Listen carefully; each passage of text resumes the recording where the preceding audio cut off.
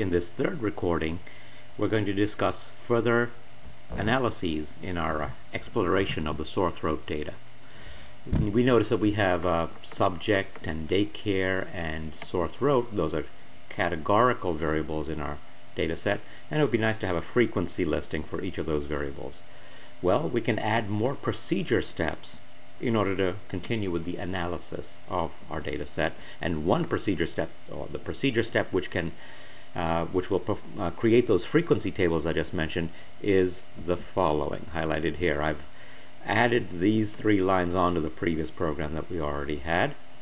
Okay, and let's talk about these particular lines. The procedure that creates frequency tables is called procfreq, F-R-E-Q.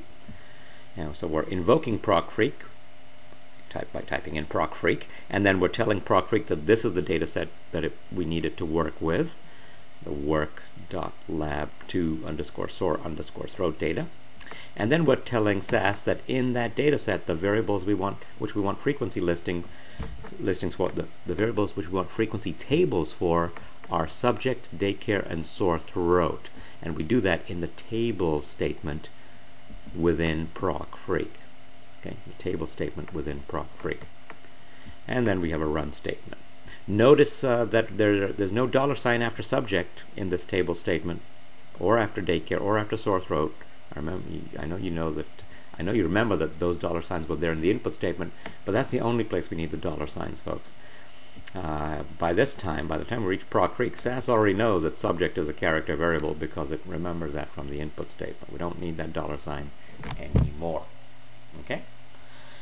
Before we actually run that procfreq, because you know what, it is actually possible for me to highlight this piece of code, or it would be possible for me to do that and click on the running person button. But before we do that, I'm just going to go ahead and talk about the last three lines that I also added into this first demo to create the second demo. And that's another procedure step. More analyses being requested here. This is the univariate procedure step, and I think you already know about proc univariate from the first lab.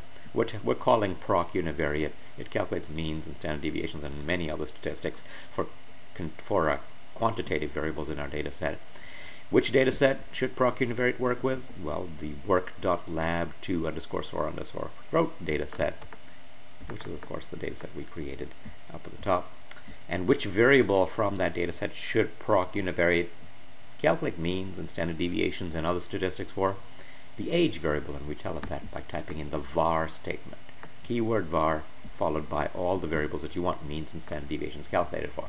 That only makes sense for age in our analysis, so age is the only variable there.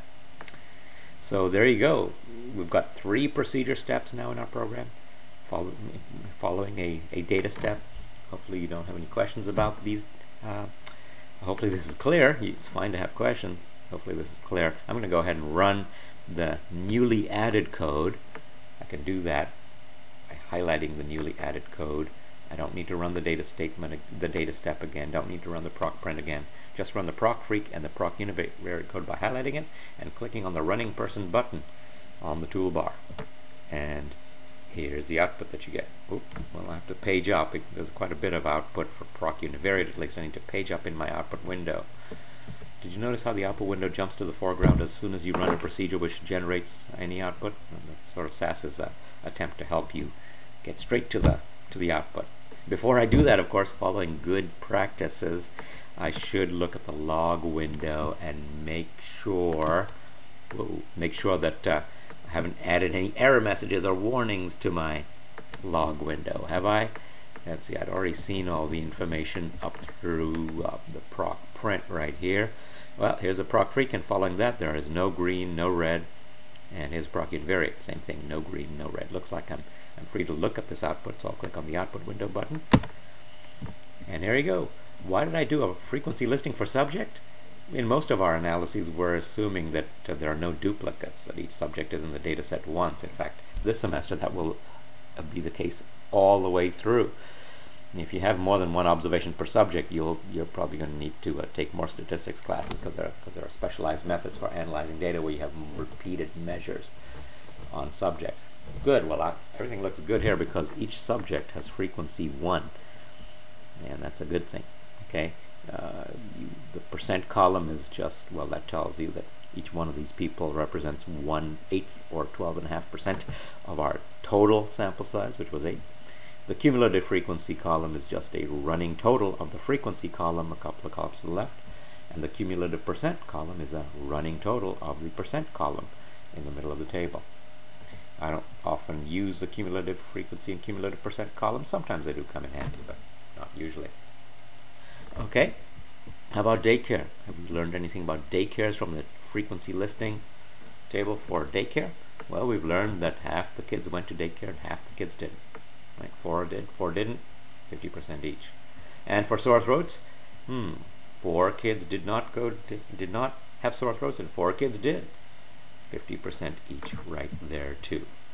I wonder if there's any association between daycare and sore throat. We're going to have to figure that out at some point later on in time. We're keeping the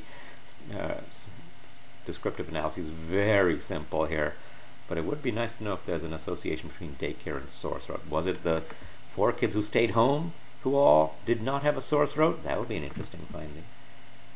We don't know that yet. We'll learn how to do that particular analysis later. We're not done with the output here. Remember, there was proc univariate for age. I need to page down, and here it is. You remember how to work with this proc univariate output. We discussed a lot of these statistics in previous labs, or in the previous lab. We didn't discuss them all, though, I guess. Just pick on the key points here. The mean, well, the sample size is 8 for age. The average age was 2.75. The median age was 3. The mean is a little bit less than the median, indicating some skewness, some negative skew to the data. It might be a small amount of skew because the mean and the median aren't that different, but nevertheless, that is an observation we could make here. You've got the quantiles all down here, various interesting percentiles, and I'm not going to talk about every statistic in detail here. I'm going to let you guys peruse the data on your own when you play around with these lab notes and think about them. Let me point out that one place where I usually actually begin my proc univariate work is at the very end of the proc univariate output, which is where SAS presents the extreme observations. It prints out the 5 smallest values for age. Let me highlight those. Hold on. Right here. 5 smallest values for age and the 5 largest values for age. I like this section of the output because this is often where you find the most egregious outliers in your data set, and by most egregious I mean they're probably typos. You want to catch those as soon as possible. I don't see any really weird ages here, which probably would have represented typos, so I think I'm good to go. Alright, there'll be one more recording for these lab notes.